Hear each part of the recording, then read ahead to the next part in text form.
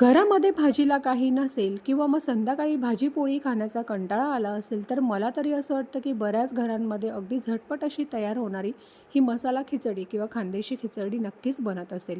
त्यासाठी इथे कुकरमध्ये तेल गरम करून घेतलं. त्यामध्ये जिरं, मोहरी, दालचिनीचा तुकडा, एक तेजपान आणि थोडंसं लसूण बारीक कट करून घेतला. थोडा कढीपत्ता देखील घातलेला आहे, त्यालासुद्धा परतवून घेतलं. एक मीडियम साईजचा कांदा उभा पातळ चिरून घेतलेला आहे, त्यालासुद्धा आपल्याला परतवून घ्यायचा आहे. त्यानंतर एक छोटासा टोमॅटो अगदी बारीक कट करून घेतलेला आहे.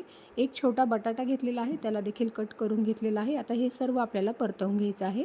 थोडेसे यामध्ये शेंगदाणे घातलेले आहेत. आता यामध्ये तुम्ही तुमच्या आवडीप्रमाणे बीन्स किंवा गाजरसुद्धा घालू शकता. सर्व साहित्य छान परतवून झालं, त्यानंतर 1 चमचा यामध्ये घरगुती काळं तिखट घालायचं आहे. थोडीशी लाल तिखट पावडर घातलेली आहे आणि अगदी पाव चमचा यामध्ये आपल्याला हळद घालायची आहे. अगदी लो फ्लेमवर मसाले तेलामध्ये चांगले असे परतवून घ्यायचे आहे. अजिबात त्याचा कच्चेपणा वगैरे राहायला नको. त्यानंतर 1 वाटी तांदूळ आणि पाव वाटी तुरीची डाळ स्वच्छ अशी धुवून घेतलेली आहे, ती यामध्ये आपल्याला घालायची आहे आणि हे तांदूळसुद्धा मसाल्यांमध्ये एखाद्या मिनिटांसाठी आपल्याला परतवून घ्यायचे आहे. थोडीशी बारीक चिरलेली यामध्ये मी कोथिंबीर घातलेली आहे. अगदी साधी, सोपी आणि पटकन अशी तयार होणारी ही मसाला खिचडी आहे.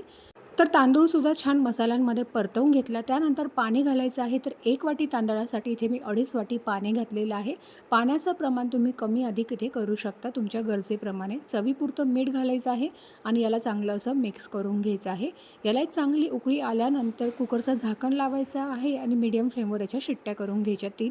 3 शिट्ट्या करून झाल्यानंतर मस्त अशी इथे आपली खानदेशी खिचडी बनवून तयार झालेली आहे. बघू शकता अगदी छान मस्त अशी गरमागरम खानदेशी खिचडी, त्यासोबत काकडी, लोणचं किंवा पापड तुम्ही एन्जॉय करू शकता.